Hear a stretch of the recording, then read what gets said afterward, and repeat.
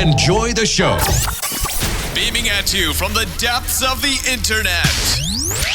This is the Temple of Geek podcast, your one stop for all things geek. Welcome to the Temple of Geek podcast. My name is Elizabeth, and I will be your host today as we discuss the second half and pretty much the entirety of The Bad Batch Season 2. There will be spoilers for these episodes, so if you aren't caught up on Season 2 yet, press pause, come back after you're done. Trust us, it's a really great season. You don't want to get spoiled for this. If this is your first time tuning into the Temple of Geek podcast, welcome. The Temple of Geek podcast has been around since 2012 and is hosted by a variety of geeks from the Temple of Geek team. Here we cover all manner of geek and pop culture news and events. To our returning listeners, thank you again for tuning in. We really appreciate you being here. With me today are Kari and Danielle again. Hi guys, and just again, because it's been a few weeks since our last episode, if you can just reintroduce yourselves to everybody listening at home. Hi everyone, I'm Danielle, written in the Star Wars on TikTok, DannyS394 on Twitter, and I'm really, really excited to talk about the second half of Bad Batch Season 2. Hi guys, my name is Kari, aka Star Wars Tia on Twitter and TikTok, and Kari Skywalker on Instagram. And yes, there is so much good stuff to talk about with the rest of the episode, so can't wait. And for those of you who aren't familiar with me, my name is Elizabeth, aka Lady of Time Cosplay. You can find me all over, wherever, whatever social medias are still in existence at this point under that. Really, really, really excited to start talking about the second half. This is the second half. Oh boy. I mean, as we are recording at least this part, people listening at home, we have not seen the last two episodes yet. So talking about just through episode 14 right now, but we're going to come back and talk about the finale later and make it all one episode. But yeah, there's a lot. So let's start with, what was the biggest surprise for you guys in the second half of the season? I think for me, as far as things that I absolutely wasn't expecting to see, was the Zillow Beast story, the continuation of that. I mean, I didn't even think of that as a possibility, but it was so good. It was so well done, and it fed into the storyline, the natural storyline of season 2 really well, and into the overarching storyline of all of this part of Star Wars right now, which is how did we get to the sequels with the cloning and everything. And I just thought it was really well done, and I was very excited to see the kind of sort of cloned Zillow Beast. I think for me it was seeing Puppy Hauser again. I was wondering. Yes, seeing him, seeing Gregor, and it's exciting to know that they're part of this rescue team that Rex has formed up and stuff, and that they're going around, helping clone other clones and whoever else wants to, escape from the Empire and stuff. I love that they're doing this all together, that they're all together, and that we got to finally be like, okay, they're alive. Thankfully, they are. That was definitely a big one for me. And then same thing as Danielle said, I was shocked that the Zillow Beast came back. I really liked how they did it, because when you first see it, it's been a while since I've watched those episodes. That was a really early episode in the Clone Wars. I went back and looked it up. That's a season 2 episode, and there's 7 seasons of Clone Wars. And I don't know if they had ever planned on revisiting it and it just didn't happen or work out or whatever, but especially because when you first see it, it doesn't look like, it's a little baby version. It's a little baby guy. In my notes even, I wrote down, this is a very, I have never seen Alien because I don't do well with horror, but I was like, this is a very Alien episode. Just everything about it. And then as it kind of grew more and more, I was like, is that the Zillow Beast? And I said that 2 minutes before, whoever it was like, it's the Beast. Same thing that happened. I did that too. I did too. I was like, where's the Zillow? And then somebody said Zillow. I'm like, oh, okay. Yeah. Something I find very interesting, that as long as they don't do any surprise changes to the schedule, this episode comes out the same week that Mandalorian Season 3 starts. Oh. And we know that there's a bit of, they haven't come right out and said cloning in Mandalorian, but we know that they had Grogu and they wanted to get Grogu for experiments, like the Zillow Beast. Yeah. So I find that very interesting. I don't know if that's actually going to tie into anything or not, but I was like, that's an interesting episode to be coming out the same week, especially because, they've very deliberately chosen some weeks to have more than one episode come out, like with the season premiere, like with the mid-season finale. So I don't know. I don't know. It'll be interesting to see. I'm glad, like I said in the last episode, I'm glad that we're getting some answers so that it's not just somehow Palpatine returned. It's like, here's how Palpatine returned. Well, it's interesting you bring up the correlation between the episodes, because back when Mandalorian Season 1 came out, the episode where Grogu force heals Greef Karga came out the week before The Rise of Skywalker came out, when Rey force heals this creature. So I remember thinking, did they do this so that we could already be familiar with it in the universe, and then be like, so this isn't the only time it's happened, it happens regularly. And so it wouldn't be surprising if they use that to kind of make some sort of connection. I mean, it is the storyline, definitely, because that episode with Elizabeth was very clone focused. Especially, we got to see Nala Se again. Then we got to see the Prime Minister again. We went back to the cloning facility. The Prime Minister can go Dr. F Hemlock. himself, by the way. Like, Lama Su, I hate you. oh my god! No. Now, because at least now the Bad Batch were in a place where they were like, they don't exist anymore. They're gone. And now here comes freaking this dude is like, oh yeah, by the way, you need to go get this little girl, so Nala Se can help you. Now there's again huge target on the bad. Now the whole empire is going to be really after the Bad Batch now. It's just, for as much as Rampart was like, oh, we're going to bury that they still exist. Now they're like, oh, actually we do need to go find Woke them. die for no reason. I know. Some respect on him. Well, I think we just need to, I couldn't even come up with a good question to lead into this. I was like, we just need to talk about episode 12, The Outpost, because oh my god. Yes, I'm going.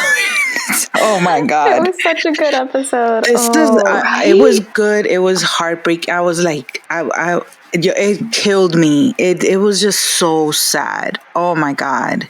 But also yes, Crosshair is getting redeemed, Yeah. I was going to say, this really solidified for me that I think Crosshair's arc in this season is the best character development we've seen in this show, which is really interesting because he's not in it as much as the other characters. But what they've done with every single second they've had him on screen so far has been absolutely phenomenal and absolutely dedicated to furthering his storyline. And I love, love, love that he's learning from the regs. Crosshair was the most vehemently against the regs when we first met him, and he has been this whole time. But the two people he's learned the most from this season have been Cody and Mayday. R.I.P. Mayday. I love you so much. With your mullet. I love your mullet. Literally, when I was doing my notes for this episode, I literally wrote in my notes, Captain Mayday, I like you, but I don't want to get attached. And then I proceeded to get attached. Oh, my notes are unhinged. Absolutely unhinged for this episode. It's like one thing after the other. I knew it was going to happen, but I was kind of hopeful that maybe it wouldn't. I know. I was like, can we break the cycle? Can we not? And then I was like, no, okay. No, and I love that. The lieutenant, I'm glad that, I'm celebrating that he died. Well, I'm just mad because he the way he came up, of course, that's how the clones are being, treated now, completely disrespectful, calling them used equipment. They were nothing. I was like, I immediately don't like you. Okay. Then finding out that what they were storing in those things were actual nice armor, and you see Mayday and his people all in raggedy, patched up armor and stuff. And then basically, we also see that basically the clones are not being forced to retire. It's forced retirement, and I think as an episode at the beginning they're like, oh yeah, now you're gonna we're gonna take care of you, and all that's that's what I think it was this episode, right? That they're selling them the idea of retirement and stuff. It's killing me now that we're seeing even more how bad these clones are just continuously getting treated and stuff. So that part in particular where, she's like, oh, you're retired. And they're like, okay, what are we supposed to do? And she's like, oh, you can go to this other embassy's at the right. This other department will take care of that. And I'm like, oh, they're just going to bounce them around. And not really. And then it's It was heartbreaking. But Captain Mayday, I was like, oh my God, I love him. But I'm like, I'm going to accept that he's going to die because that's just what keeps happening to these guys. Every time we get a new clone that's named, they die. And so I'm like, I'm just going to not. But then, like, he was so funny and such a sweetheart. I was like, how was I not? You know, like, I sometimes I'll rewind the episode to write down specific quotes. And I loved the moment where he's like, if I don't hear a boom, then I know it worked. Or his line about, Crosshair says something like, oh, they probably didn't want to carry dead weight. And he's just like, remind me not to die on your watch. Yeah. And then we see Crosshair, yes, making sure he was bringing him back. And I keep, and you don't understand, like, I keep seeing people on Twitter like, oh, it's saying what they want, from the season and stuff, like, oh my God, I hope Crosshair gets redeemed. And I'm like, you have no idea. You're gonna love it. It's gonna hurt, but you're gonna love it. Oh yeah, like it was just such a good episode. Like, just how, like, they set up so much, like, between the forced retirement of the clones and how they're dealing with that, and Crosshair's development, and even, like, just Lieutenant Nolan being such a jerk. And, like, we're really seeing how quickly the Empire is just full of awful people. I mean, like, the Republic wasn't perfect either, but, like, all of a sudden, because there's even a moment, I forget which episode it is, where they're talking to Dr. Hemlock, who's that new guy who's come into the cloning facility, and they're talking about him, he got kicked out of the Republic Science Corps or whatever because of his unethical experiments, and now he's being put in charge of all these clones that have been do experiments. That's the thing. That's even worse. Like, they're not just getting discarded and put aside and treated badly. Now they're all being experimented on again. And I'm like, oh my God, because when we see Crosshair at the end, it's like, I'm like, oh my God, they're experimenting on the clones too. Like, this is crazy. Also, I like how Crosshair, like Danielle said, the regs, that he had nothing. He hated the regs, and then I guess it didn't bother him when they started calling the clones by their numbers again. But now this lieutenant came and called him by his number. He's like, he probably was like, oh, you could see in his face already, like, yeah, this is not working out, because now I'm just part of I'm not even anything important. I'm not really needed here anymore. I'm just whatever. Part of the... Even just like... Because he says the comment about used equipment in front of Crosshair. And there's part of me that wonders if there's some sort of, like, parallel to be drawn, because he doesn't look exactly like the other clones. I wonder if there's some sort of parallel you could draw with, like, some sort of privilege that he has where he doesn't look exactly like the other clones, and so he doesn't always get treated like just another clone, even though he is a clone, just someone who had a mutation. And it sucks. And now he's being treated just like the rest of them. Yeah, no name. I know the line about he served his purpose, and it would have been a waste of the Empire's resources to save him. I was like, It was so heartbreaking. And then, like, coming, because for me, I've been a clone simp for a long time, and so part of, like, my analysis of the clones, of all that we've known until now, is that they were likely treated horribly after the Empire took over. And we didn't have any canon proof of this, except for really in Rebels, you get to see it kind of a little bit of how they viewed them after they decommissioned them from the army and everything.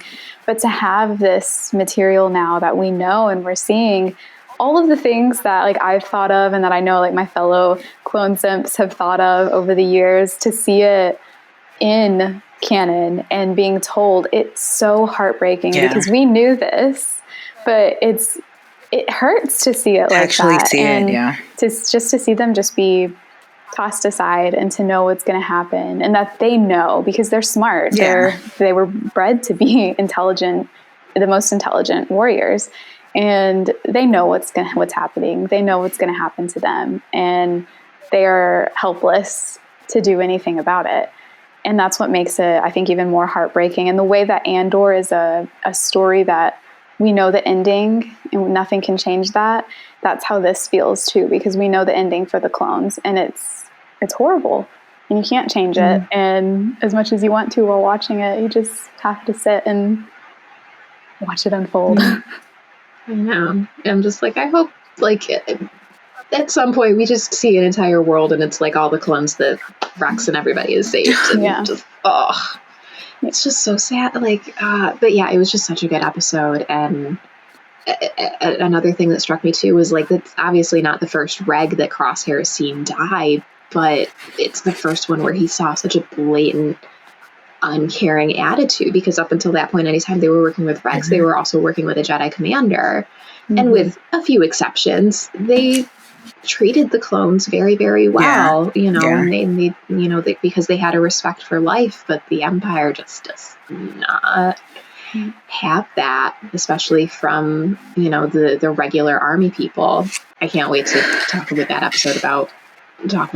episode with like everybody. It's just it was the longest episode too. It was 29 minutes total with the credits and everything, and I think it deserved that. It used every single second so well. There was not a lag at all. And just the fact that probably a big reason of why they saved him and not the other one is because they knew that they can use him to bring in the batch. And oh my god. Yep. I'm like, gosh,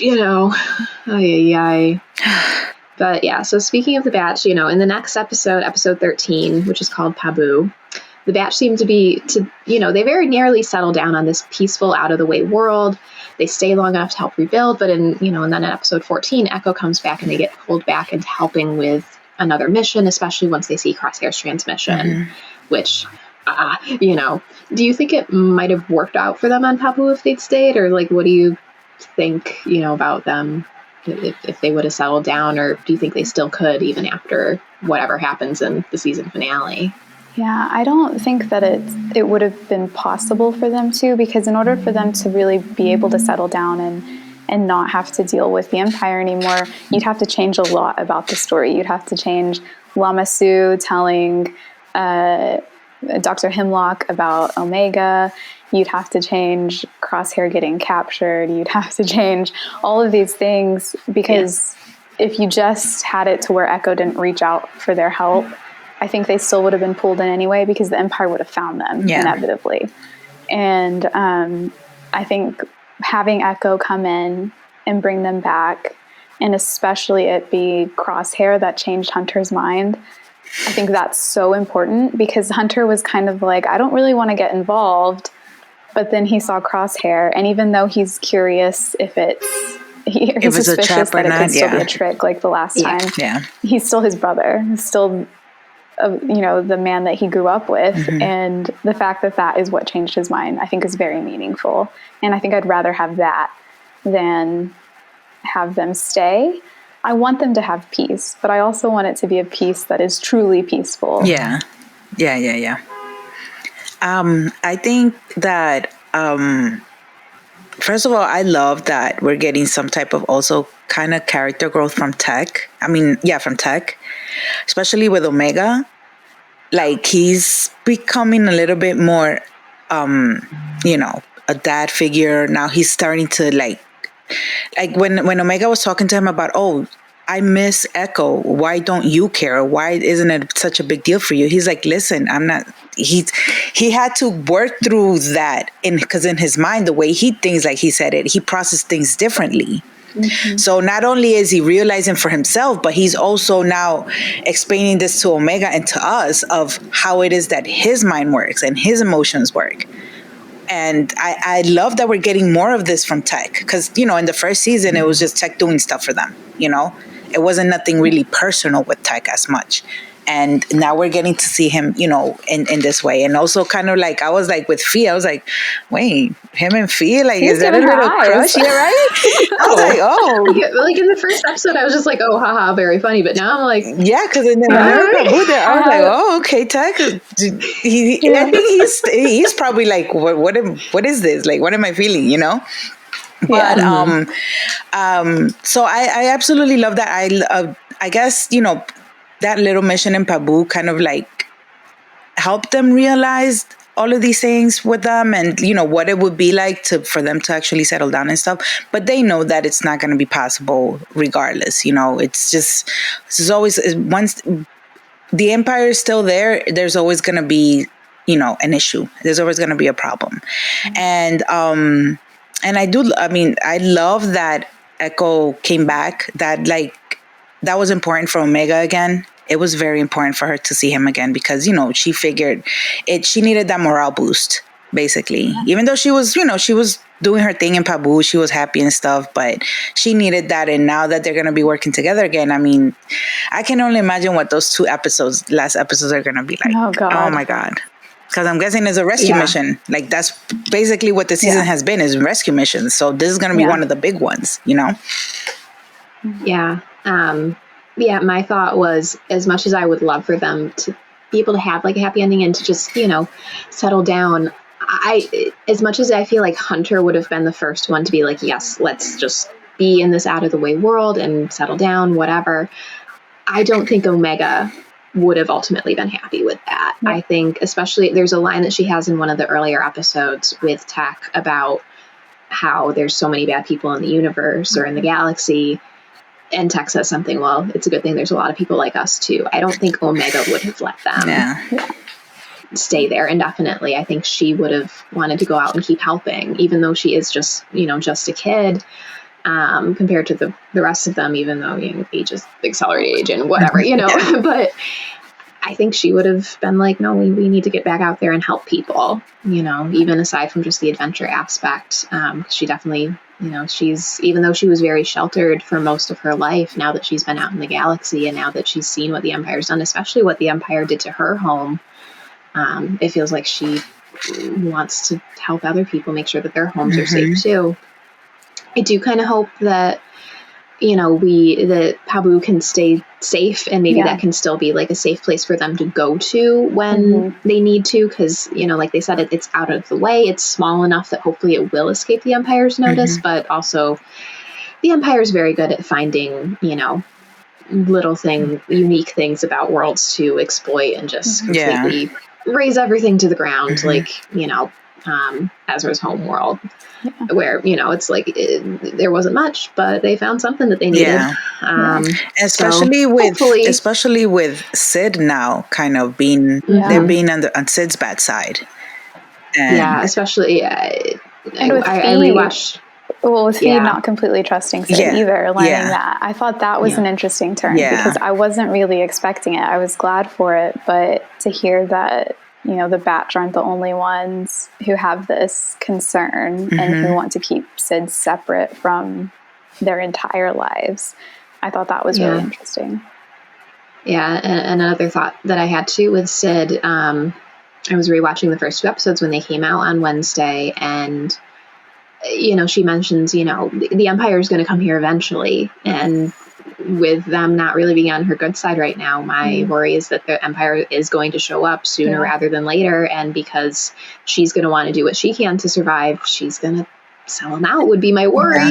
Not only that, I'm pretty sure the Empire is going to put a crazy bounty on Omega, so Sid is not going to pass that up, No, exactly.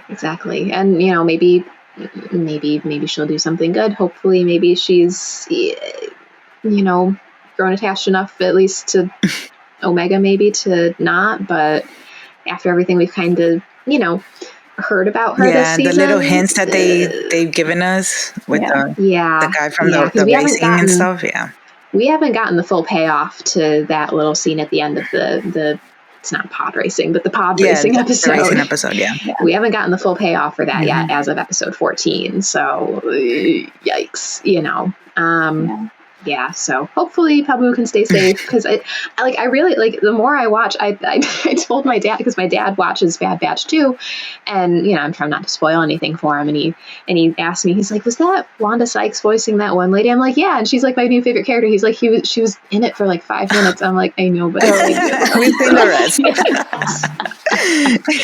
And I think I said in last episode too, she's one of my favorites, and she reminds me a lot of River Song, and even more so once I learned why she steals some of these items, because it's such a sweet, there's been a little bit of a theme of legacy and identity between Fee, getting those artifacts back for those people who have taken refuge on Pabu, but also the archive on, I'm so bad with names, on Count Dooku's homeworld. That one guy had that archive that Tech fixed for him. So I think that's pretty interesting too. There's a lot going on this season. Yeah. So, I was just going to say real quick, Kari, I was glad you brought up Echo and Omega's kind of like reunion, because it was really meaningful to me, and I think it showed really well why it was important for Echo to leave.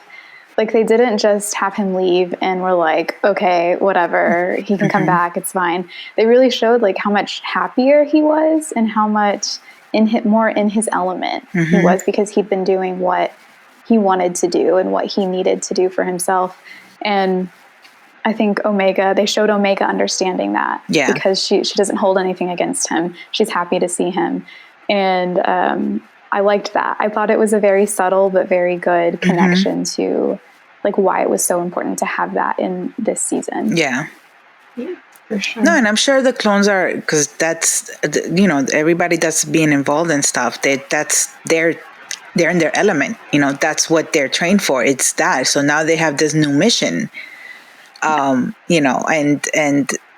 I think Echo going back to that, to what is so familiar to him, it was very, like you said, Danielle, super meaningful for him. And I know he was happy to be back in that. And I'm sure now that the Bad Batch is going to join them, it's going to be even better. Now they're all back together. But Omega also needed that, to go through that, because that's what, of course, character growth. She needed to learn how to deal with these emotions, how to deal with loss, and that, that's, she's growing up. That not only do we see her, emotionally growing, but also, with now Tech teaching her how to fly, and now Fee I think it was Fee teaching her how to fight, now she's getting, that growth in every sense of the word. So, yeah. I loved that scene where Tech was like, the proximity sensors are only not going off because you burnt them out. That was so funny. I'm like, aw. And then Tech complimenting. I'm like, every time that Tech started giving people compliments, I'm like, Tech, the growth. I know, Look at you. growing. And then he had a little, moment where he was like, because I think Omega called it the tech flip or something, one of the maneuvers. Yeah, the tech turn. He's like, oh, I like that. I was like, okay, Tech, yes. It was so good, and I loved it because Tech canonically is like the craziest flyer, and the fact that Omega was terrifying him was just the best to me. Like a taste of your own medicine, Tech. So many of these episodes in this second half of the season were just packed full of great stuff. I mean, the first half is really good too. I'm sure there'll also be stuff that will come back in the finale, which again we haven't seen yet as we're recording this. But yeah, so speaking of that, of these first 14 episodes, everything, not just the second half, do you have a favorite episode or story arc this season? I wrote down my favorite episodes, but so I'll go through those really quick. Episode 3, when Cody first shows up. Episode 7 and 8, which was the mid-season finale, kind of. And then episodes 9, 12, and 14. But I think if I had to pick one that really stood out to me in terms of character development and storytelling, it would be episode 9, which is The Crossing. And that's when we get so much development for Tech and his relationship with Omega. I cried that episode. That was the first episode I cried. And it was just so meaningful to see Tech explain the way that he feels things, like you said earlier, Cuddy. Just to have him be able to sit with that for a minute and have Omega understand it, and to have them have conflict with each other, but then work through it just like a family does. And when she says to him, we're more than just soldiers, we're a family, right? And he says, yeah, I guess we are. Like, he knew that, but he'd never really thought of it that way.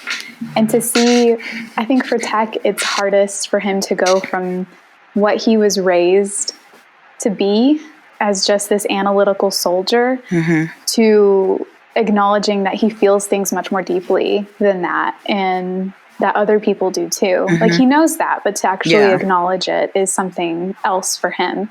And to see that happen, it was so well done. So well done. And I cannot wait for people to see that episode, especially tech fans.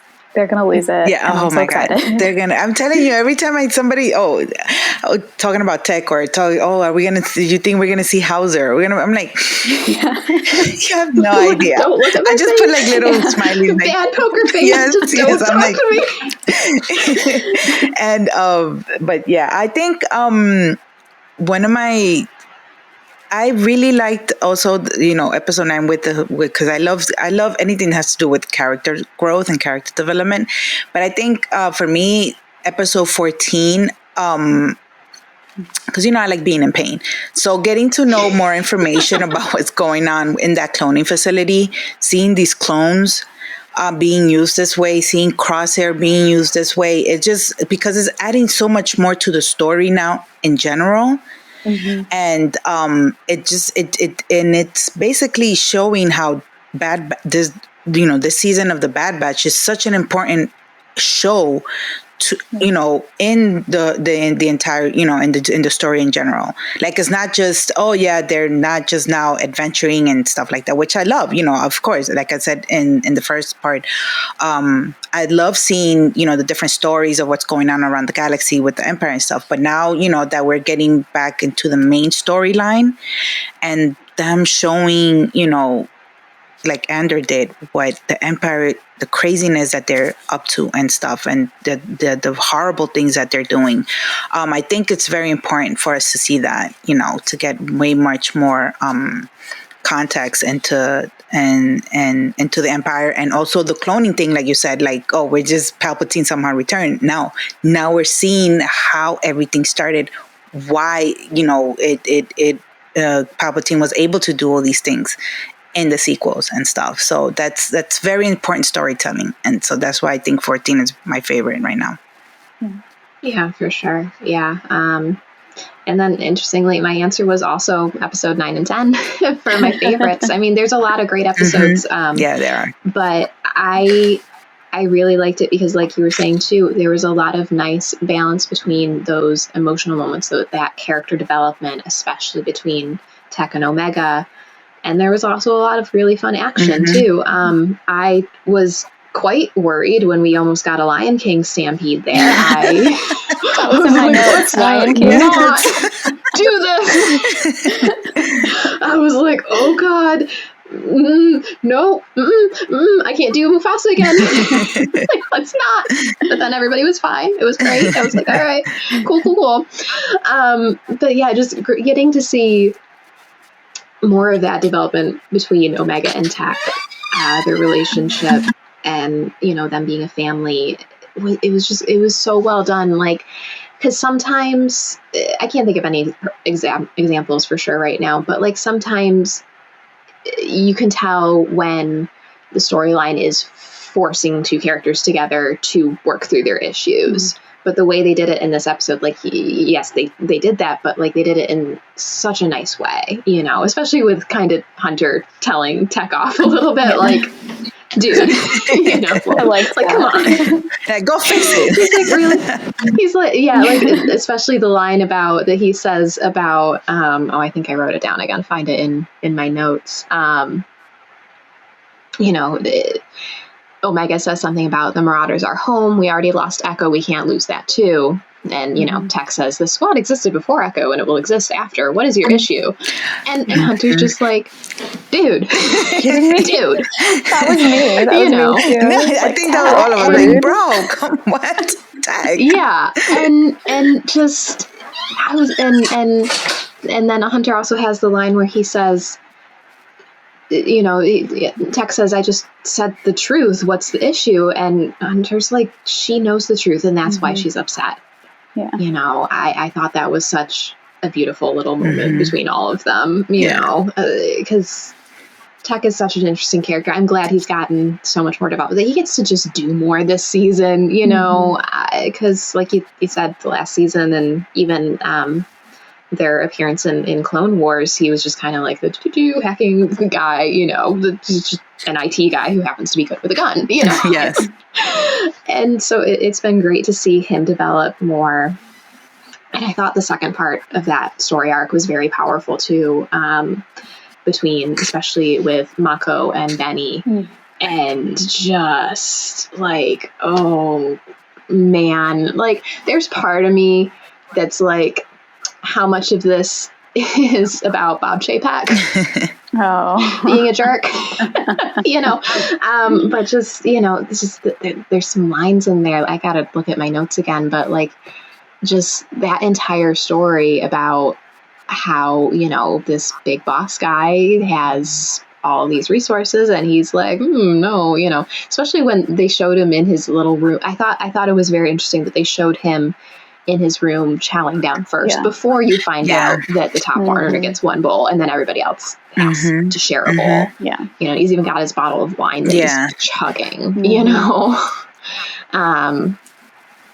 And just, I really liked Benny's character even before I found out that he's voiced by Yuri Lowenthal, who voices Peter Parker in the Insomniac games. I spent the entire, because Ben Schwartz's voice I recognized right away, you know, but I'm sitting there the entire episode, I'm like, why does this kid sound familiar? I'm like, what is it? And so then I'm watching the credits and I'm like, because it's Peter Parker. That makes sense. It's Peter Parker. That makes so much more sense now. Yeah. And so then I rewound the episode before I closed it out so that I didn't, you know, use up more plays or whatever. So if it was left in the middle of an episode when you guys watched, that's why. And I put one of the scenes on, I closed my eyes. I'm like, yeah, that's Peter Parker. But it was, you know, the kid, you know, Benny, he says, you don't know what he's done for me. It's like, he's really not done that much, to be honest, you know. We've all had to make sacrifices and go without, including me. And I'm like, no, he's very much. I think another favorite of mine was with episode 11 with the Zillo Beast, because it was very, like you said, for the first thing that came to mind was Alien, because when the way he looked when he was little, it looked like the alien head. But also it was like very, you know, thriller, like horror type of thing, especially at the beginning when, you know, you see the poor clone just like, oh my God, you know, all scared and stuff. And then he just gets eaten. I'm like, oh, okay, this is what we're doing right now. And then the funniest thing was when I guess when Tech and all of them got there and they were figuring out what happened. And Tech goes, oh yeah, so he ate the crew. And Omega's like, he ate the crew? Well, when it went after Tech, and Tech was just like fascinating. He's like fascinating. Be concerned for yourself, please, for the love. There were like a lot of episodes this season where I felt like they were not like, maybe not direct riffs, but like it took some heavy inspiration. Like there was Alien, the episode with the Jedi Fallen Order puzzles and everything was kind of like Indiana Jones, you know. There was a lot of really interesting like references to other movies, which is always fun because I'm like, this is a long time ago in a galaxy far, far away. And we get all these like, you know, it's fun to see those stories kind of worked in. You can tell what the writers are fans of, and that's always cool too. I thought it was crazy though that they literally took the whole town because just to shut, you know, so nobody would talk about the beast. Yeah, like that's how much. And the Empire just came to be, and that is already how much power they have, that they can take a whole city or a whole town. And who's going to tell them anything? And those people are going to disappear. So, you know, especially if it was a little tiny planet that, you know, probably was of no quote unquote significance. Especially what always gets me is when they show those quote unquote insignificant towns, it's always a planet where you have such a huge diversity of life. Like it's not just humanoids, it's, you know, Twi'leks and all the other. And I'm just like, oh, God. Like, the parallels to real life are upsetting. But also needed because, you know, it's the stories we've got and it's important to tell them. I was going to ask if we could talk for a minute about the introduction of Dr. Hemlock, because Yes. I love that he is a villain that came out of nowhere. And we weren't expecting him, because I think a bunch of, I don't know about y'all, but for me and what I've seen people who haven't seen the episodes yet, were thinking that Rampart was still going to be the big villain for the whole season, and that it was going to take time to lead up to his demise, whatever that might be. And then when we saw him ultimately go down in the mid-season finale thing, 7 and 8, it was like, okay, well, what's going to take his place now? Who's gonna be the big bad now? Yeah. And then they bring in Hemlock, who is infinitely worse. Yeah. Infinitely worse. Like, he's not messing around. I was like, no, give me he's Rampart not. back. Damn it, I don't want to deal with this right now. Yeah, because at least Rampart was just like, self-fulfillment, powers, what he wanted. Hemlock has curiosity, and curiosity in an evil person is so dangerous. And he's very loyal to the Empire too. Yeah. Like, I feel like I don't know if I wrote down any of his lines, but just, and he really thinks that, again, like, that he's doing this a purpose. There's a purpose for this. That idealism and stuff, and it's like, yeah, it's scary. He reminded me of the doctor in Andor who tortured Bix. Just how clinical they are. Yes, very and how matter of fact. Yes, and exactly. Like, so separate from any type of empathy or sympathy. Yeah. And that's just terrifying. And I think that it was a great idea to hide him from the trailers and to make it seem like it was going to be Rampart, yeah. And I think, again, I see people talking about Rampart like, when it was going to happen. And then like, you're going to, don't worry, you're going to be happy. But then you're going to be like, fuck, no. yeah, I know. Because I think I said last episode, the trailers are 99% the first 8 episodes. Yep. Oh, can we talk about what Danielle found? How Star Wars basically... they spoiled Chuchi. Chuchi's appearance. So I saw someone tweet a picture of from episode 8, and it had Ryo and Rex and Omega, Hunter, and I think Tech or Echo, and I saw that and I was like, oh my God. So I immediately messaged my friends to say, don't go on Twitter right now because there's a spoiler. I'm going to try and take care of it, whatever that means. Find out. Cause I was like, was that in a trailer? Did they release a TV spot and they put it in there? I didn't think they would do that because it's a huge spoiler. And so this person told me that someone saw it online and it was uploaded to Rex's character profile page on the Star Wars website. And I know it was a mistake because the next day, literally less than 24 hours later, it was back to what it was before. So it's not there anymore. God. But it was there. So that was Star Wars messed up. It wasn't just somebody leaked it. And it was up for a good at least 6 hours.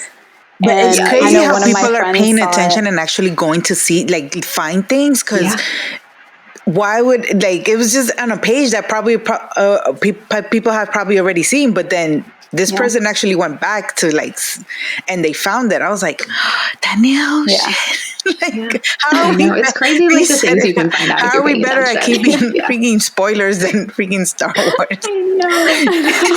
I know. I know. At first I thought somebody had leaked it and I was going to be like, oh, it's a bad week to be on Disney's press list between that and somebody leaked about some Disney World stuff. But, Star Wars, yikes. You gotta be careful, because I remember, this is semi-off topic, but Big Finish, the company that does the full cast audio dramas for Doctor Who, when they first got David Tennant back to play the Doctor for the first time, how people found out is that somebody had found the assets for the news story 2 or 3 days before they actually officially announced it on their website. Oh my God. It's you gotta think about these. I'm like, fans are crazy. They're gonna be looking for stuff. You gotta be careful. Yes. Thankfully it didn't gain traction though, because No, The only I think- the only thing, Yeah, 'cause I hadn't the heard only about it time until I you saw it mentioned was it. when the one that you sent me. That was it. Well, I let people know, and one of my friends is on a big Discord where they had posted it, and she knew that I had said that there was a leak, and so she told them that's not supposed to be out yet. And so I think thankfully everyone who got it kind of kept it contained, and if Okay. they did post good. about it, I saw them post it with spoiler filters. Okay. So like with the blurred thing. And then some of them even cropped her out and just focused on Rex because they were so excited to get a full view of Yeah. Rex.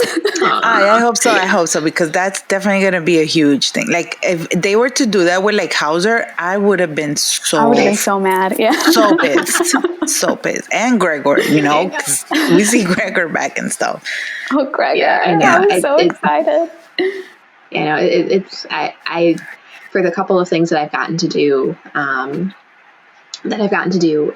screeners for, it's always so much fun to then like watch everybody else react to it and stuff. Yeah. Like especially the She-Hulk episode where they had the little social media thing about and whatever, and I was sitting there, but like when I saw it the first time I was like, oh my god, because that's exactly what Twitter's going to be like when this show comes out.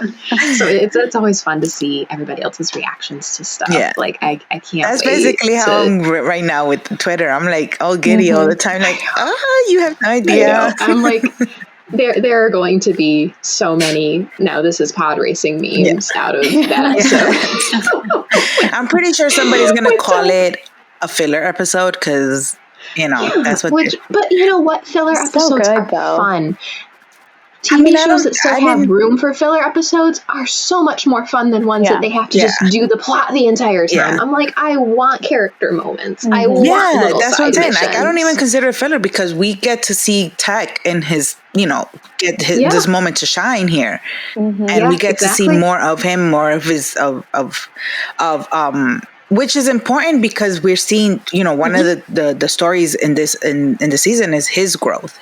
So we have to see stuff like that, Exactly. Yes, I know. And again, I mean, I know, just to bring it back a little bit, I wrote down Tech and Omega's exchange at the end of episode 10. The Empire's not the only threat. We've seen so many in the galaxy, like Mako.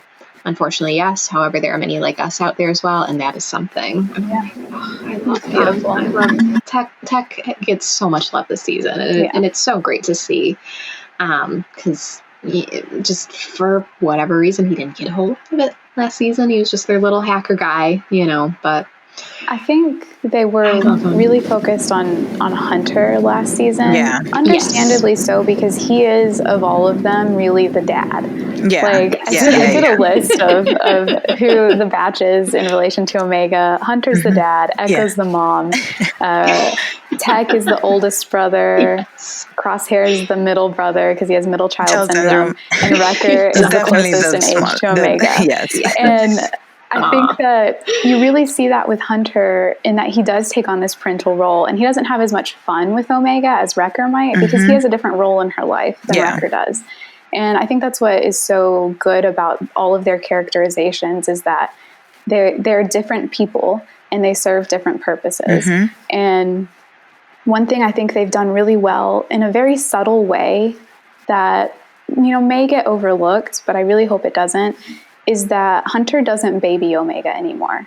He is not overprotective of her the way that he was in season 1. Now that might change once they find out that the Empire is back after her. Yeah. But he's been so gentle with her upbringing and so encouraging of her. He sees what she's capable of and he lets her do it. Hunter of season 1 would not have let her go out on that boat on Pabu by herself. Absolutely not. He also would not have asked her to mind that explodey mineral, whatever that was. Because it wasn't even him that made the comment of like, oh, be careful. It was Tech. It was, I think it was Tech that was Tech. like, oh, be careful. And she's like, it's like, I'm going to punch you in a second here if you don't shut up and let me do my job. Pretending this is your face right now. Yes. Tech. Exactly. Oh, man. But we're seeing the different shine because the first season, it was basically Hunter and Crosshair. that they were mostly focused on. And now we got a little bit of Echo, you know, because we got to see a little bit more of him with Omega and how he affected Omega and stuff, especially after he left. And then, of course, Tag, you know. Wrecker is the only one. Wrecker doesn't need character growth, I don't think. He's just awesome. He sees things. He has the empathy. He has the, you know, caring for Omega, but he also like, okay, yes, Omega, let's go do this together. Like, you know, it's not like he's protecting her and he needs to grow out of that. No, he was like, yo, let's go get some food.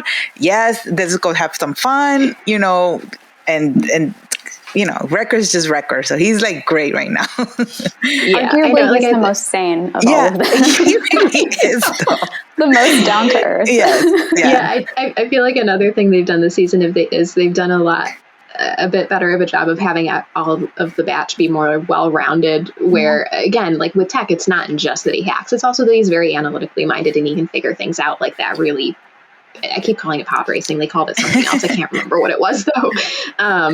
Or with Wrecker, there's a scene where, you know, they're trying to fight their way out of the city, and Wrecker is like, get me that battery and that thing, and he makes an impromptu gun, you know, because he's smart, you know. So they've been a bit more well-rounded this season, outside of whatever their trope is in terms of, you know, strength or, you know, technology or whatever. So I really liked that too. So like I said before, we have not seen the finale yet. That has not come our way yet. So, you know, we're going to come back and record about the finale. But before we do see the finale, what are your predictions / worries for what is going to happen in these last 2 episodes? I will hold out hope for Wolf until the bitter end. I knew you were going to say that. Episode 14, I was on the edge of my seat because I could feel it. I was like, if there's ever a chance, this is the strongest chance I've had this season for Wolf to show up. And I was like, I literally was on the edge of my seat, clenching my fists. Every clone we saw, I was like, does he have a scarred eye? Does he have a scarred eye? Does he have a scarred eye?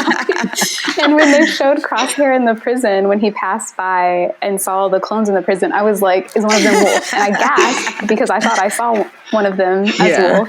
Who knows? Maybe it was. Maybe we'll see him in the next episodes when they get Crosshair out. But I'm holding on to hope for that. Again, I won't be upset if he's not there, but it would be very nice and a really fun way to end the season, I think. And then I am worried that Crosshair is going to die. That is, if Star Wars is back, and we got out of it with Reva. We got out of the kill the redemptive character arc with Reva, but I am very worried that they're going to go back to it with Crosshair. It's almost like I can taste it. Like I said, his arc has been so good this season, and I think it would be a shame to end it by killing him off. I really want to see him have to work to make up for the choices that he's made, and to really understand that, like to continue to do that with the batch. I think that would be a really beautiful way to continue his story, but I am very worried that he's going to die, or one of them is going to die. I'm still worried about that. Yeah.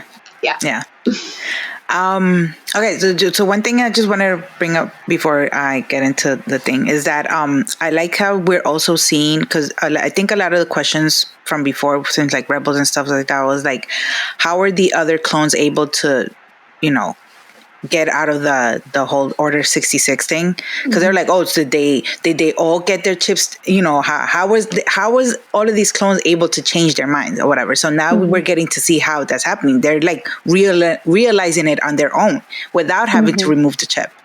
So that's awesome. I love that they're, you know, that we're seeing that the clones can evolve in that way, you know?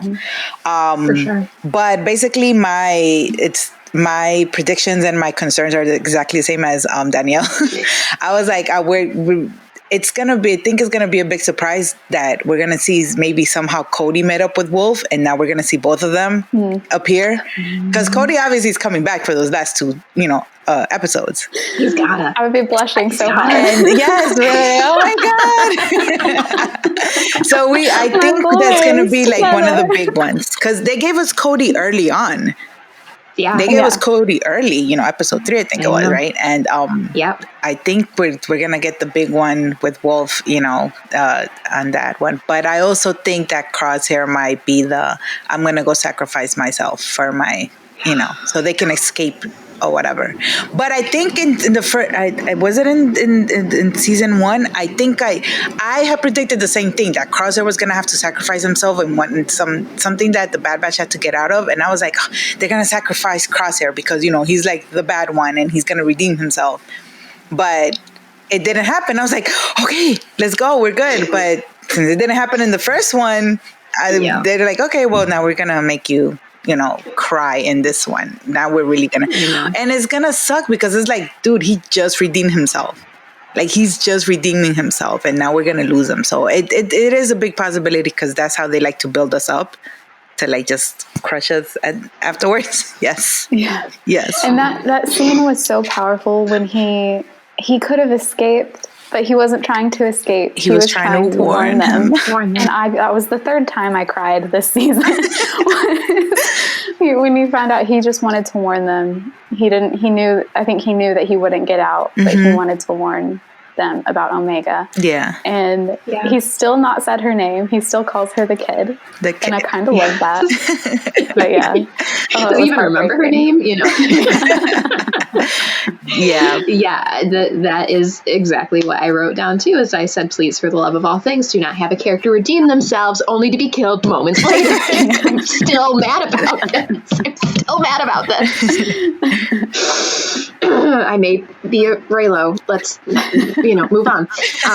But yeah, I am very, very worried about that, especially because I think there needs to be more stories where people who have found themselves on the wrong side of a conflict, of an issue, are able to recognize that and make amends. We need more callous stories.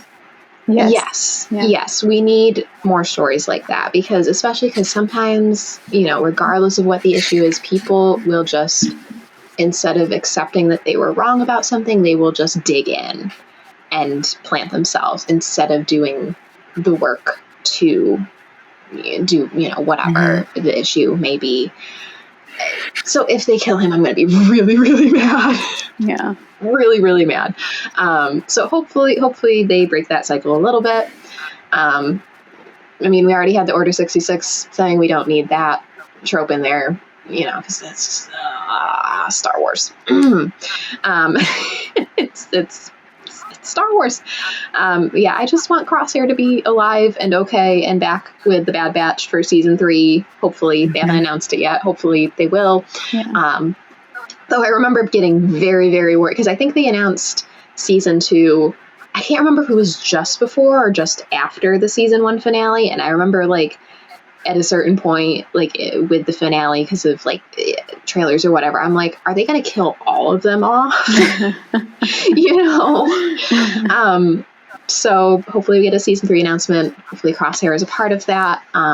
Especially because I feel like Omega's just going to follow him around and be like, can you teach me to shoot? Because she's gotten very good with her little bow and arrow thing. Yeah. But I'm like, Crosshair is going to be the grumpy uncle, and it's going to be amazing. I think what if they had competitions of Crosshair shooting his sniper and Omega shooting her bow to see who could get the closest? I think that's the only kind of glimmer of hope that I see, is that because each one of the Bad Batch got their moment with Omega to be able to have that relationship with her, Crosshair is going to have to somehow build that relationship with. So that's my glimmer of hope that maybe in season 3 that they won't kill him off, so he could have that moment with Omega as well. Yeah. They both deserve it. Yes. They do. Really do. I know. As upsetting as it was to see Crosshair be like, I'm going to do what the Empire wants, and guess what? I don't have a chip, so this is my choice. It's like, now that he's kind of seeing what the rest of them saw, he's like, oh, well, this sucks. Let's not do this anymore. So hopefully, and it really warmed my heart too that, like you said, he didn't take that chance to escape. He took that chance to warn them, because even though he doesn't really know Omega as well as the rest of them, he still cares for her. He still is like, that's my sister. Don't touch her, you know?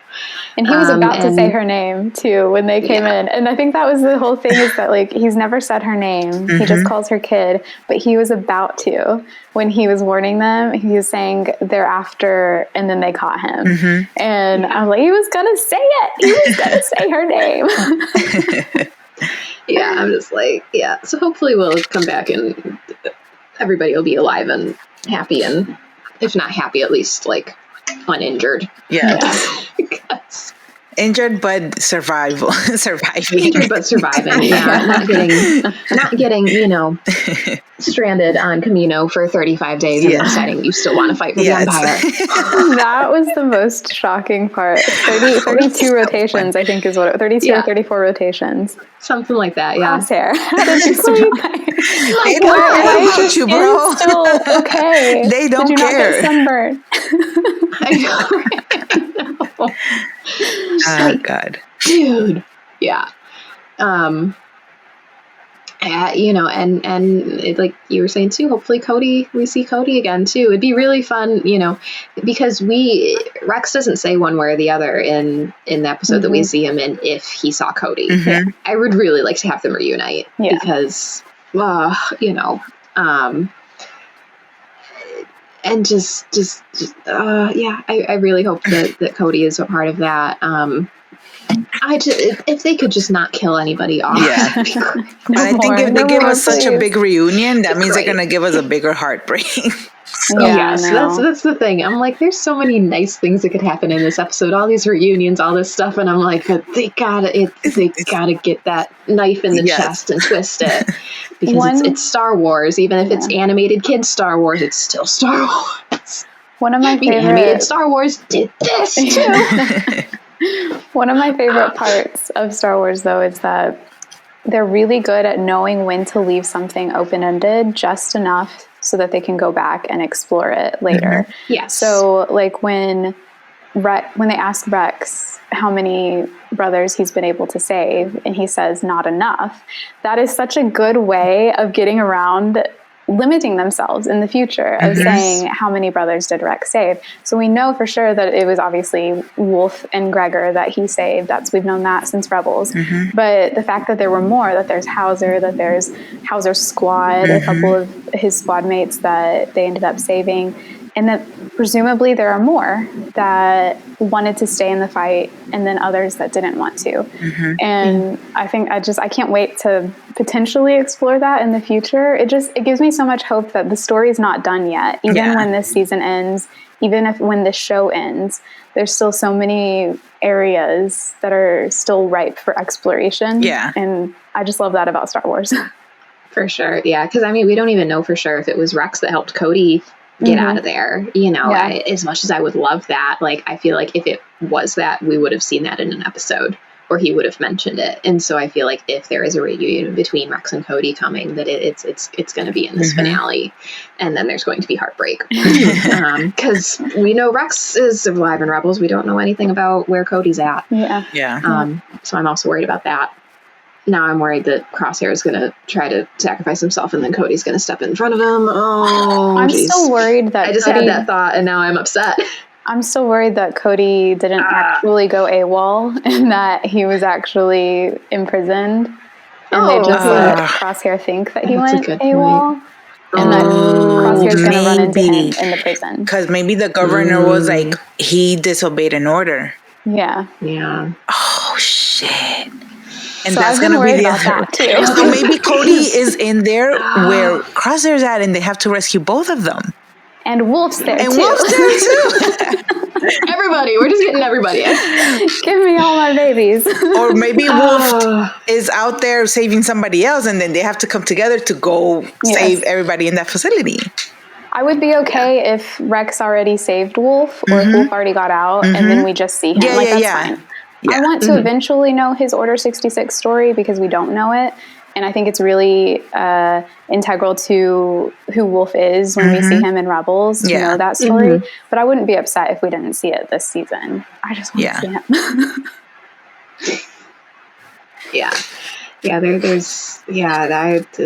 I'm going to be worried about Cody stepping in front of of Crosshair for a while now, because that might be him being like, "Hey, thanks for not ratting on me," or something. He'd do it too. I'm like, Cody's a good man. Yeah, Cody would Good do man, it. that Cody, as Obi-Wan said. I'm gonna be worried about that for weeks now, because I don't know when we're gonna because the finale's not until March. Oh boy. All right, so we are back. Kari was not able to join us for this part of the podcast now that we are here, March 30th, now that we have all seen the finale of Bad Batch Season 2. We were all very worried for the wrong clone. Yep. I very much remember all of us being worried about either Cody or Crosshair. Yeah, so what did you think of the finale? Oh man, this is going to sound so bad saying I loved it, but I do think it was a phenomenal finale for this season, especially because I've seen a lot of people asking or being confused about what the plot of the second season was. And I thought that the finale did a really great job in showing that this season was about the Batch searching for their place in the galaxy after Order 66, after Crosshair chose not to go with them, after Tipoca City is destroyed. And all the episodes were them searching for that, and Crosshair searching for that as well. And they finally find something. Echo finds his purpose, helping Rex. The rest of them find their, a peaceful place to rest on Pabu. And then it's just ripped out from under them because there's the reminder that they aren't just regular people in this galaxy. They are clones, and they are a part of the Empire's evil plans, and that can't be helped. And so I thought that this was just a perfect wrap up without being wrapped up that they could have for this season. Yeah. No, exactly. Again, that was not who I thought we were going to lose. No. Tech. R.I.P. The heck? I mean, there is very much part of me that's like, well, we didn't see a body. Oh, I 100% am in the denial. I think that's the only thing that's kept me from truly going off the deep end, because I know, I'm like, did Saw came back or something? I don't know. I'm like, could Saw have caught him in his ship? I'm like, Saw doesn't always make amazing decisions, but he's at heart a good guy. He's at heart a good guy. He's understandably very upset with how the galaxy's been going, but I'm just like, because I don't know. I'm like, maybe he's fine, and just they found the goggles, and he knew that he would make him angry if he said, "Oh, he's dead," and make him mess up. I don't know, but I'm like, maybe he's not really dead. I think there's, it feels so much like Echo when Echo died, and all we saw was the helmet. And he was also sacrificing himself to try and get everybody out. And it felt very similar. And so I wouldn't be surprised if he's not dead. Yeah. However, my fear is that they would then Winter Soldier him. Oh, yeah, I hadn't thought about that one. Oh, yes, because we never got an answer as to what was going on with that one clone. I think that is tied in. Senator Chuchi. I think that's tied in with Hemlock and everything he's doing, and where Crosshair and Omega are now, and all of that. I think that's part of his experimentation. But when they arrived on that planet where the summit was, and it was snowy and there were rail cars, I immediately thought of Solo and Val sacrificing herself for the mission. And I turned to my boyfriend and I said, this is giving me two big Solo vibes. I don't like it, because that didn't end well. I hadn't even thought about that. And it happened. No. I'm never going to be okay on snowy planets with rail cars ever again. And you said Winter Soldier, and now I'm thinking about Bucky falling from the train too. Yeah, that too. Oh, God. Yeah, no more trains and no more snow in Star Wars. Thank you. I also really loved the little cameos that we got, both Saw and Director Krennic. I don't know if he's Director Krennic right now. But I was like, ooh. like, as I was thinking about it, I'm like, okay, are we going to see Project Stardust in season 3? Will that be part of it? Or I was thinking even, I'm like, might we get a Bad Batch cameo in Andor? Might be interesting. I don't know. Yeah. Maybe I'm thinking too far ahead, but just, I think, I'm in denial about Tech. I loved the cameos. It was utterly hard. Like, they're more fractured than they've ever been. I mean, it truly is like sad. this is like rock bottom for them, Yeah. I think, right now. And we've never seen that before. So I think it can be like hard to adjust to that. But that's the Empire at this point. Like, that's Star Wars at this point. And I think that there wouldn't have been as much needed tension and needed foundation for season 3 to build off of if it had ended happily. Yeah. Because then it's like we have to start over in season 3 about what this storyline's going to be, and we'd have the complaints that we got from season 2, which I think, looking at the season as a whole now, you can see like what they were doing. This is a chaotic and, mismatched time for them right now, but that's all because at the end of this season, it's about to like just go 100 miles an hour after this. Yeah. So I can definitely see why they wanted to do that, to just kind of like break them down so that season 3 can be a rebuilding kind of. For sure. Yeah. I mean, so since we're already talking about it, now that we've seen it all, what do you think of season 2 just overall? Yeah, I loved it. It'll be interesting going back to watch now that I know what's going to happen to Ted. God, start crying. I think it's going to make all of his episodes a lot more emotional. Yeah. And I think we're going to, there will be like signs, like clearer signs than just the fact that they're, giving him more character development and everything.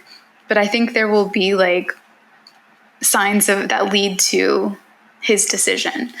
And I think that's important to remember too, that it was his choice. And if he is really dead, what better way for a clone to go out at this point than choosing to sacrifice himself for his brothers and sister, in this case, Omega. It was a choice that was kind of forced on him by, situation, but he chose it at the end of the day. And I mean, it could have been any of them hanging off the back of that car, but it was him. And especially because we know that they would have all done the same thing, because that's Plan 99. Yep. And that, oh gosh. But anyway, the season as a whole, I think, was just wonderful. And I really think that these last 2 episodes showed why you shouldn't call those other episodes filler, because they all add up to this. Yeah, especially one thing that I was thinking about, I messaged you guys the other day about, like, I had a very sad thought just now. The episode that, in hindsight, I'm even more upset about people calling filler is that 2-parter where, I can't remember the names of the episodes, I'm so bad with that, but the 2-parter where their ship got stolen, and and the fact that Tech is who helped Omega process Echo leaving the group. And he's the next one to go. And he's the one who went. Just broke my heart when I thought about that the other day. I'm like, oh my God. I'm like they did such a good job of setting up his death. I'm going to start crying a little bit here. Me too. They did such, I didn't even cry watching the episode. I'm just like, wow, they did a really good job. They did such a good job of setting that moment up without telegraphing it to be blaringly obvious. Because, we got the character development. We got so many sweet moments between him and Omega, especially in that 2-parter where they sit down, they're essentially forced to sit down and wait and talk about their different reactions to Echo leaving the batch. And so what this boils down to is, if anybody gets a very seemingly fun solo-ish episode like barely, like just a couple episodes in the season, I'm going to be worried about them next season. Because now I'm going to go watch that racing episode and be sad about it. I will be happy to hear Ben Schwartz again because that was really fun. But now I'm going to watch that episode and be like, oh, Tuck, I know. It's just, yeah, they did such a good job of setting that moment up without it being so obvious. Because you watch some shows, and sometimes it's on purpose. Like one example I could have where like it was very on purpose in like, say, season 4 of Doctor Who, where they are setting up what happens to Donna. But it's better when they don't telegraph it because it depends on what story you're telling. It depends on what stakes you want to have within your show, but just, it was, the more I thought about it, I haven't gotten much of a chance to rewatch it yet because for some reason I've been rewatching The Flash for goodness knows why. And just thinking back on it, like how well they set it up, I'm like, man, these writers, they know what they're doing. It's heartbreaking, and it's like you said, it's frustrating to see people dismiss episodes as filler. I'm like, I made a TikTok about this the other week where I was basically like, there are some Star Wars fans who just need to admit that all they want is the space battles and the lightsaber fights, and they're not here for anything else. And that's fine if that's what they're here for, but then you don't get to call emotional and character development filler. Yeah. I was watching The Last of Us and doing some write-ups for Temple of Geek for that. And one thing one of the creators, Craig Mazin, said that really stuck with me was emotional action is sometimes just as important, if not more important, than physical action. And one of the episodes they have is very emotionally driven and not really physical at all. There's not a lot of fighting or anything, but there's a lot of work going on the eyes and the face and the words. And that's kind of how I feel about these like so-called filler episodes that everyone says is it filler or like, filler used to not be a bad thing, used to not be a bad term. And there's a reason it's there. It's because it's filling in the gaps in characters. It's filling in, the gaps in this, this one side storyline that you didn't really have complete yet. And it's doing important work for the overall story, for the end. And it's like, if that wasn't there, I guarantee you people would be saying, well, why didn't we get more time with this character? Why didn't we get more of this story? And I'm glad that we got that for Tech because, because he died, but also because now we have those to go back to.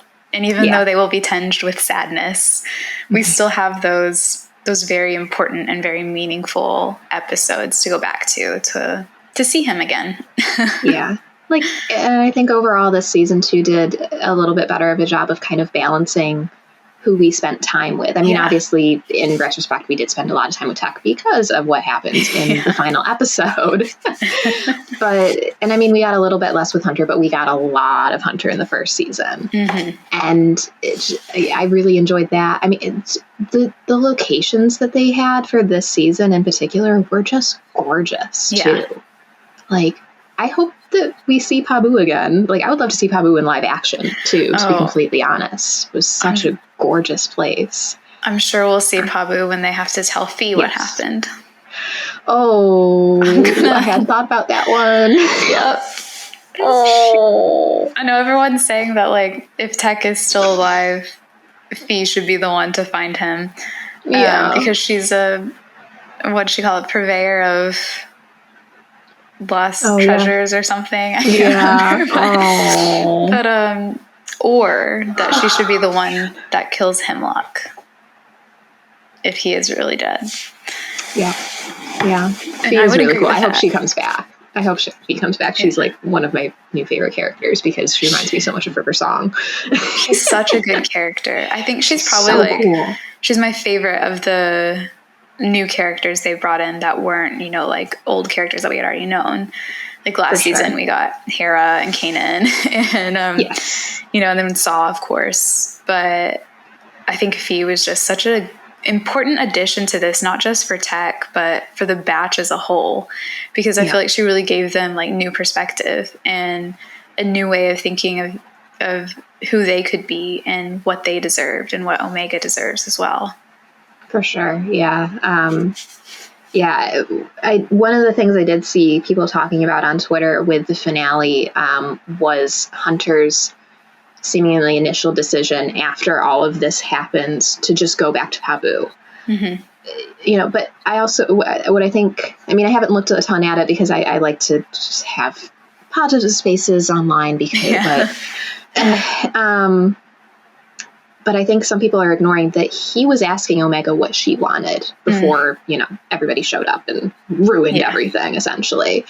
And I think part of the point of this show is that Hunter and the rest of the team want to do anything that they can make to make Omega's galaxy better. Yep. And I think that includes seeing what Omega wants, and she wants to make the galaxy a better place if she can. That's something that they talked about again in that two-parter that I can't remember the name of with the actor who voices Spider-Man in the video games. You know, and even I was thinking about the episode with Gunji. Yes, you know, they returned him home, but he also, even though he's very young, especially for a Wookiee, they returned him to his people, but he still also was planning on continuing to fight and make his home better. Mm-hmm. And I think that's something that, you know, it's going to be interesting, I think, to see how much, I don't think he'll push too much, but it'll be interesting to see how much Hunter tries to push Omega into being like, hey, let's just go find some quiet part of the galaxy to get away from all of this so that you can have a childhood, versus Omega having seen what the batch can do and knowing how important it is to stand up where they can. Like, maybe they're not going to, you know, I mean, the rebellion's very fractured and not even much of a thing at this point. But I think it'll be interesting, depending on what, you know, time period they're planning on covering in this season, season 3, upcoming seasons. I don't know how much they've got planned or how much they're going to do, but I think that's going to be one of the interesting dynamics to watch, and something that I hope that they, you know, kind of explore further too. Yeah. And that's, you know, assuming what even happens, because Hunter's not with her right now. Right. And, I know. I'm just assuming that they all find each other again at this point, because anything else is too sad to consider after that finale. So about Hunter, like, I think people like to call Hunter dad until he starts acting like one, you know? Mm-hmm. Like, he just watched his brother die. Omega just watched her brother die. There was absolutely no situation or no possibility that immediately after that, he's going to go into another Crosshair rescue mission, because what got Tech killed? A Crosshair rescue mission. And that's not Crosshair's fault, because Crosshair didn't even want them to come after him. But Hunter's first priority is Omega. And that's always what it's going to be. And especially, like, if you want to compare Omega and Crosshair in terms of, like, how he feels about them, he still firmly believes that Crosshair betrayed them. He doesn't know, like, the message that Crosshair sent at the end of episode 14, it cut off, the comms cut off before he could get past Plan 88.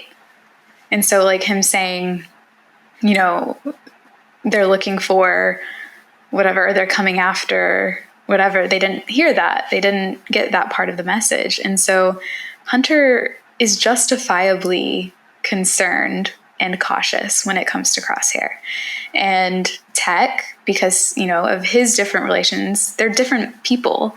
Tech isn't thinking the way Hunter is. Hunter's not thinking the way Tech is, or Wrecker or Omega, because Hunter has a responsibility that the rest of the batch doesn't.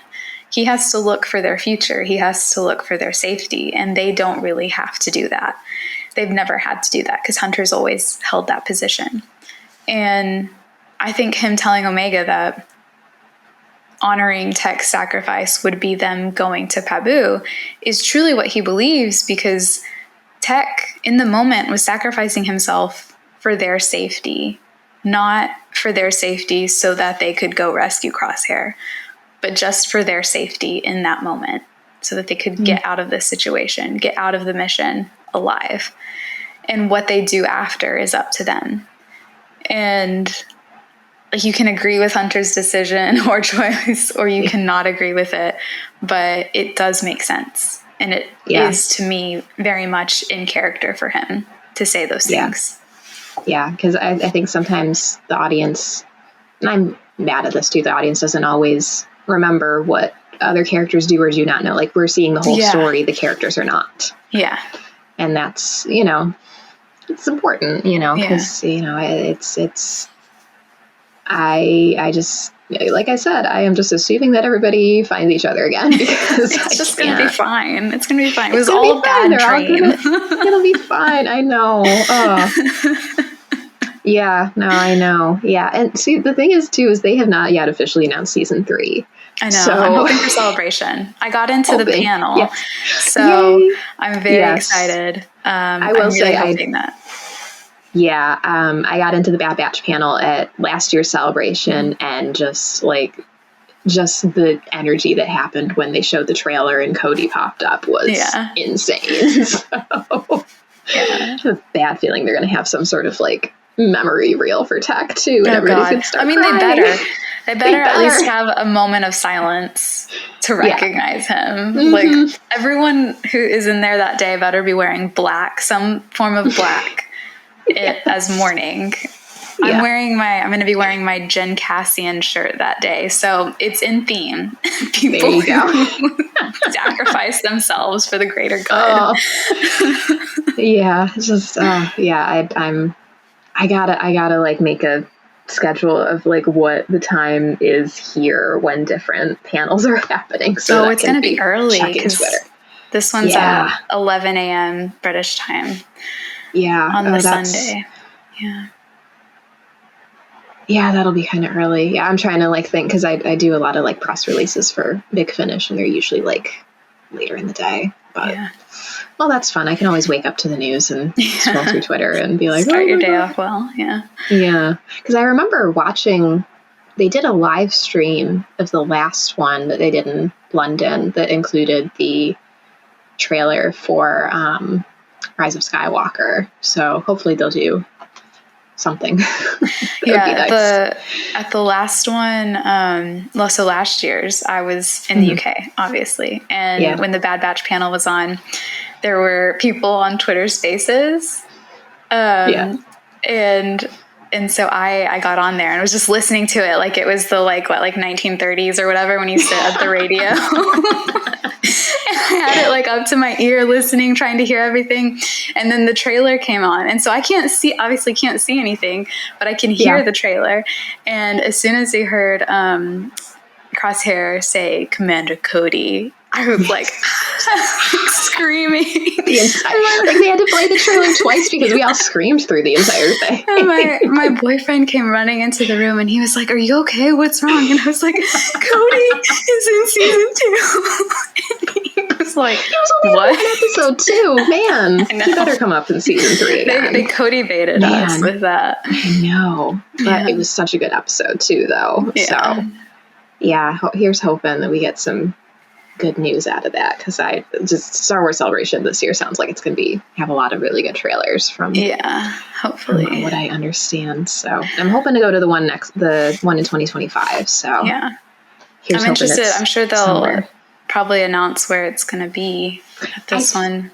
Maybe. I feel like it'll, because if they're putting it back in the States, they tend to rotate between Anaheim, Chicago, and Orlando. Yeah. And I think 2019 was Chicago, and then the last one was Anaheim, so it's probably going to be Orlando. Yeah. I saw that they used to do it in... Depending on recent events, who knows? Yeah. I saw they used to do it in Indianapolis because they have that huge convention center there as well. Yeah, that's true. Yeah. I think Disney does like doing it near their parks, though, because then they can get people over there. And I do kind of really want it to be in Orlando, because I really want them to have a Star Wars night at Hollywood Studios, because desperate. Have you ever seen the Dance Off with the Star Wars Stars videos? Oh, yeah. Yeah, I have an Oopla cosplay, which was one of the hosts for that show, and I desperately want to wear that in Hollywood Studios just to see what the reaction is. Off topic. But yeah, so going on the assumption that we're going to get a season 3 announcement at Star Wars Celebration next week, what are your hopes for season 3? You know, is there anything you'd like to see them do, or see them even do like a little bit differently? Yeah, I really hope, and this isn't so much a hope as I genuinely think this is what will happen, because Omega is now at Tantus. More Crosshair, obviously. I think that this season they were kind of like pushed up against the wall with Crosshair, because if they wanted to end in the place they did, there wasn't really much they could do with Crosshair that wouldn't be repetitive. And that's why we only got him for like 3.5 episodes. And so it makes sense. But you could feel it missing. And I think maybe they wanted you to feel that there's something missing with Crosshair not in this story as often as he was before. And I think season 3 would definitely go off of that. Because again, Omega is there now. There's a lot more to explore. There's a lot more tension. So looking forward to that. And then as far as like hopes go, I mean, I hope Tech's not dead. But if it is that... if I had to have either Tech be dead or him be Winter Soldiered, I think I'd just rather him be dead. I mean, I'll take him Winter Soldier. Yeah. Don't get me wrong. I won't be mad. Right. I mean, because they can always break the programming. But it would be so painful to see him like that. Because he already has such like a technical voice. That to hear that, he's kind of got that clip of like, because a lot of the Empire characters, they usually have like that really proper like kind of British sounding thing. And so to hear that with malice and just even just like uncaring behind it, because even though Tech, like this season showed us, Tech has a lot of emotions. He does feel, and you can hear that in his voice. His voice isn't just blank. It's not just, devoid of any feeling at all. And I think to hear his voice like that would be just soul crushing. So maybe they will do that because it's Star Wars and it's clones. D. Bradley Baker can totally pull it off too. But I want to see more of Hunter's mindset. And again, I think we'll get that. I think a big reason this season, like, that they didn't dig into Hunter's mindset more is because, again, it would have gotten a bit repetitive. So I get that. Now, though, he is like Papa Bear unleashed to go get Omega. So I think we're going to see more of that, I hope. And then my biggest hope, Wolf, please, for the love of God, give me Wolf back. It has been 5 years since I've seen him. I know, yeah. I can't help but wonder, though. Echo said Rex was on a different mission. Was he on the mission to go get Wolf or something? I don't know. I want Wolf. Yeah. I don't want him to be on Tantus, but I could see him being on Tantus, and I could see that being what really screws with his head and gets him to where we see him at Rebels. And so I want to see him, but God, if he's on Tantus, at least he has plot armor. Yes, I know. He can't die. Yeah. But what else can happen to him? So, yeah. What about you? No, for sure. I like you kind of said, I'm just excited because they are in a position now where they have more stories with more groups of characters to tell. Whereas before it was very like, especially this season, it was like either the main batch or Crosshair, and that was it. But now we've got Hunter, Echo, and Wrecker, if Echo stays with them, which I'm kind of assuming that he will. To get Omega back, I think. Yeah. To get Omega back, she's too for important. Sure. Yeah. And then we've got Omega and Crosshair and Omega's sister. Yeah, Emery. We didn't even talk about that. Oh, my God. I know. Because I was just like, because it was funny, though, because I remember seeing somebody kind of like make that theory, and I was like, oh no, that's not I guessed it. Like, not on here, yes. But after I was like, no, I think that she might be. Yeah. Lots of people did, though, I think, so, yeah. Yeah, and then, depending on what Echo winds up doing in the next season, like, we could also hopefully, I keep saying this, can we get more stories with Rex, please? Yeah. He should have his own little series. I know. I'm like, we need like a series of like shorts of like what Rex is getting up to in the middle of all of this. because I think he qualifies as an honorary member of the Bad Batch. Yeah. So I hope we see him a bit more. Hopefully we see what Cody's up to. I know because there's been some discussion about, like, did Cody actually get away, or did they just say that he left and they've got him, in the laboratory? I really hope we see more of Bail, because that was very exciting to see Bail Organa. Hopefully we get a mention of Padme. God, like, why is that so hard in everything? I know. Padme and Satine. I'm like, could we please, hello? I mean, or at least, like, a mention of why. Like, is it because people are so aware of her position on things that the Emperor has kind of, like, squashed any mention of her? But I'm also like, I would just love to see Padme mentioned a little bit, because she was such a huge advocate for clones' rights. Even if it was like a flashback or something. I think I told you I'm really kind of hoping that for the end of, before season 3 of Mando is out, that we get like a Satine and Padme live action flashback. Just a Satine mention at this point in Mando. I know. Like, it's getting ridiculous. I had to like explain to my because my parents have been watching Mandalorian since it came out, but they have my dad has watched Bad Batch, but he has not watched Clone Wars or Rebels, mostly because he's one of the, he doesn't like it when shows jump around in the timeline, and I wish that Disney Plus would just like make a section that was like, here's Clone Wars in chronological order, because especially like on the TV, it's hard to like jump in between, all the flashbacks and whatever.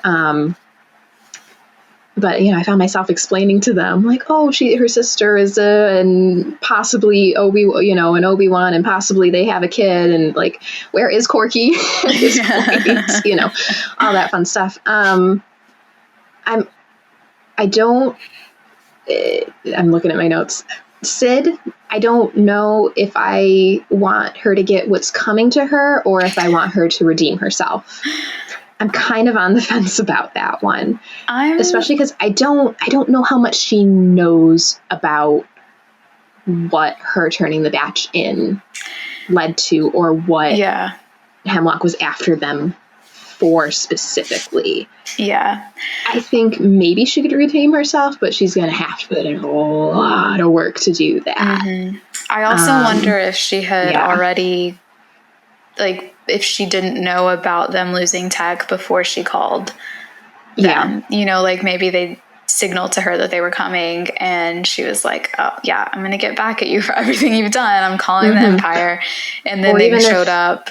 Yeah. Or even if she did it even before they made contact again, where they might have like shown up to her place and been like, hey, if they come back, you better tell us, or XYZ is going to happen.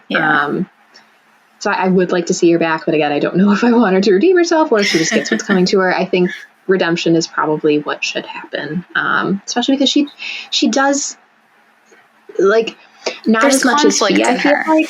Yeah, I feel like not as much as Fee, but she does care for Omega. I don't think that she would want Omega, or really any of them, but I think especially Omega, I don't think she would want to see hurt. Again, I'm going to be worried if anybody has a fun little episode that seems to be Just kidding. I don't want any more attention on Echo. I'm like, I don't. I'm like, let's just forget he exists. It's fine. Right. I'm like, it wasn't quite a solo episode for Tech, but Tech was very much like the hero of that episode. And I'm just like, literally, if you do that with anybody else. Yes. I would think, now I'm thinking about it, I'm so mad. I'm like, why would they did that? They animated it, they put the sound in, they watched us cheer about it, have the memes, and then they were like, the edits, like, people made thirst traps out of that one, and I was like, okay, cool, whatever. I am very interested to see what they do with Omega's sister. You said her name, I didn't know that she Emery. I'm very interested to see where that goes. I would love to see Boba at some point. Seeing him and Omega interact would be so much fun. Yeah, that would be really, really cool, especially because he's an interesting point in his. He's at a tough point in his life right now. Yeah, because we know where he winds up before the original trilogy and where he winds up afterwards. But and I would love to see them bring Boba in, just to see what that dynamic would be like. To be honest, yeah. And then I'm just happy that between Bad Batch, The Mandalorian, and Shadow of the Sith, we are getting that fleshed out. We are getting the line, somehow Palpatine has returned, fleshed out a lot better. Yeah. Honestly, again, because I am a Doctor Who fan and I am so used to extra stories coming up later on to fill in gaps, I'm like, but you also need to have a little bit of planning and not just do a somehow.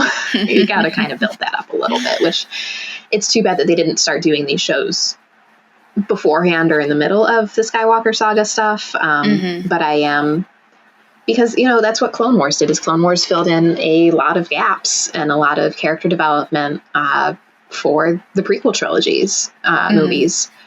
So I just like that we're getting that, because there are people who, maybe, yes, it is a bit of a memeable, iffy line, but the fact that all of these really talented writers and animators and everybody has taken that one line and built up such a saga just behind that one line is great. I love it. It's very entertaining. It's a little weird that other people haven't caught on to that.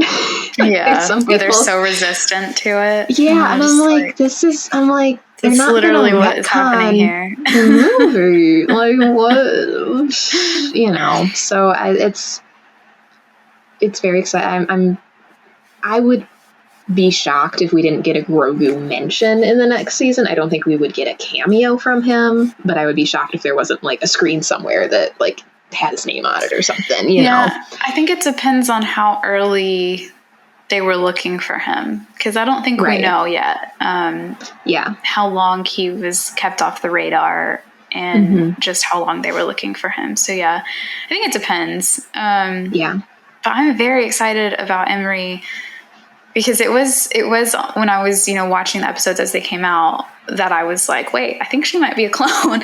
Because then when we first watched it back in December, January, I had in my notes, I think she might help Crosshair. There's something up with her.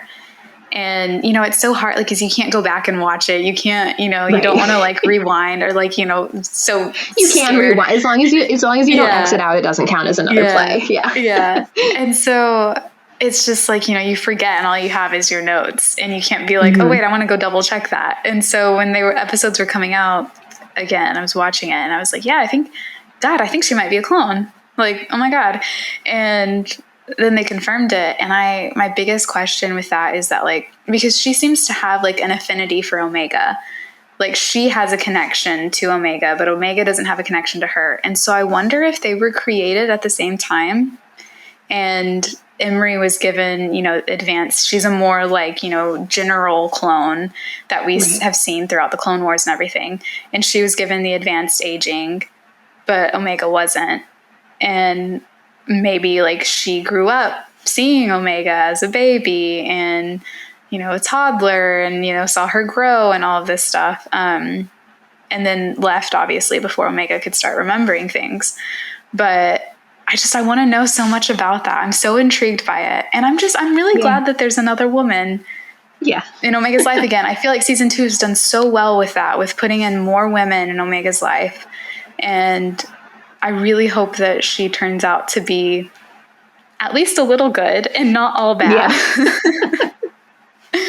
It's definitely going to be an interesting dynamic to watch for sure. I just there's so many directions they can go with it, and they really managed to surprise us with this season, especially the finale, because here we were all worried about Crosshair and Cody, and nope, they didn't even show up really in the finale. I was just in denial.